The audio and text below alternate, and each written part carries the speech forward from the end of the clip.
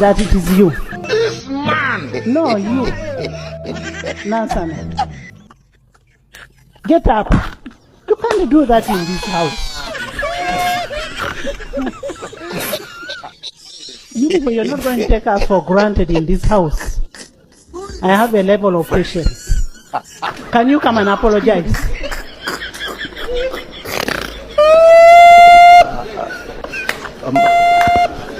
Sorry, Madam Speaker.